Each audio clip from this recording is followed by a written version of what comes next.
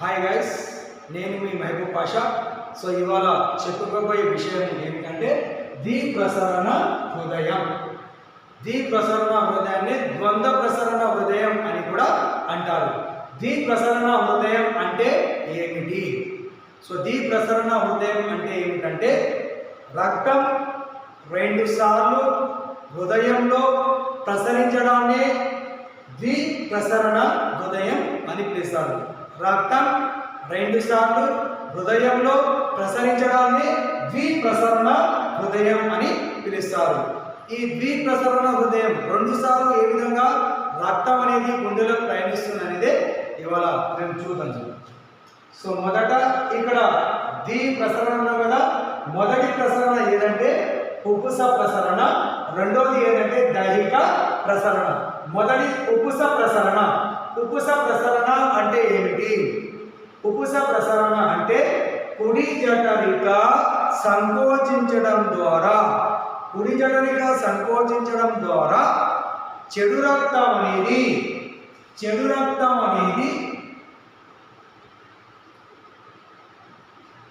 కుడి జఠరిక సంకోచించడం ద్వారా చెడు రక్తం అనేది ఉపుస ధమనిలో చేరుతుంది. కుడి జఠరిక సంకోచించడం ద్వారా చెడు రక్తం అనేది CO2 రక్తం అనేది ఉపుస ధమనిలోకి ప్రయాణించి దేనికి సరఫరా చేస్తుంటే ఊపిరితిత్తులకు సరఫరా చేయడము జరుగుతుంది. ఈ ఊపిరితిత్తులలో కూడా చెడు రక్తం అనేది మంచి రక్తంగా మారడము జరుగుతుంది. ఈ మంచి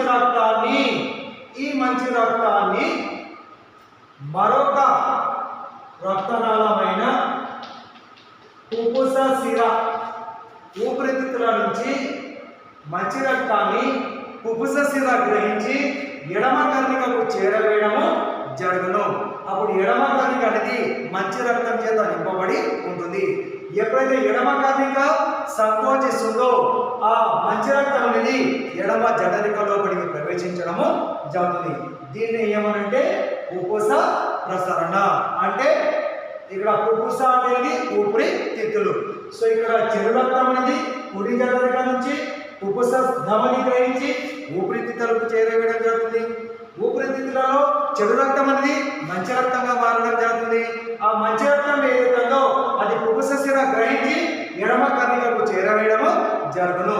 దీన్నే ఉపుస ప్రసరణ అని పిలుస్తారు. నెక్స్ట్ దైహిక ప్రసరణ. దైహిక ప్రసరణ అంటే ఏంటంటే ఎడమ జఠరిక మంచి రక్తం చేత ఎప్పుడైతే నింపబడుతుందో ఆ ఎడమ జఠరిక అనేది సంకోచించడము జరుగుతుంది. ఎడమ జఠరిక ఎప్పుడైతే సంకోచిస్తుందో ఆ మంచి రక్తం అనేది మరొక రక్తనాళంలో ప్రవేశిస్తుంది. దాన్ని మహాధమని అని పిలుస్తారు. మహాధమని. ఆ మంచి రక్తం అనేది మహాధమనిలో ప్రయాణిస్తుంది. ఎప్పుడైతే ఎడమ జఠరిక సంకోచిస్తుందో ఎప్పుడైతే సంకోచిస్తుందో ఆ మంచి రక్తం అనేది మహాధమనిలోకి ప్రవేశించి మహాధమని ద్వారా శరీర భాగాలకు సరఫరా కావడము జరుగుతుంది. ఈ శరీర భాగాలు మంచి రక్తాన్ని వినియోగించుకొని చెడు రక్తాన్ని బయటికి విడుదల చేయడము జరుగుతుంది. ఈ చెడు రక్తాన్ని మరొక రక్తనాళం నుండి గ్రహించడము జరుగుతుంది. ఆ రక్తనాళాన్ని మహాశిర అని పిలుస్తారు. ఆ రక్తనాళాన్ని మహాశిర అని పిలుస్తారు.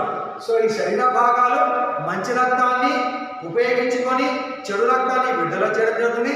ఆ చెడు రక్తాన్ని మహాశిర అనేది గ్రహించి కుడి కర్ణికకు చేరవేయడము జరుగుతుంది. అప్పుడు కుడి కర్ణిక అనేది చెడు రక్తం చేత నింపబడి ఉంటుంది. దీనినే ఏమని పిలుస్తారంటే దైహిక ప్రసరణ అని పిలుస్తారు. దైహిక ప్రసరణ అంటే ఎడమ జఠరిక సంకోచించినప్పుడు మంచి రక్తం అనేది మహాధమనిలో ప్రవేశించి శరీర భాగాలకు సరఫరా చేయడం జరుగుతుంది. ఈ శరీర భాగాలు మంచి రక్తాన్ని ఉపయోగించుకున్న తర్వాత ఆ శరీర భాగాలు అనేవి చెడు రక్తాన్ని విడుదల చేయడం జరుగుతుంది. ఆ చెడు రక్తాన్ని మహాశిర గ్రహించి కుడి కర్ణికకు చేరవేయడము జరుగుతుంది. ఎప్పుడైతే కుడి కర్ణిక సంకోచిస్తుందో ఆ చెడు రక్తం అనేది కుడి జఠరిక లోపలికి ప్రవేశించడము జరుగుతుంది. సో ఇక్కడ ఈ ప్రసరణను ఏమని పిలుస్తారు అంటే దైహిక ప్రసరణ.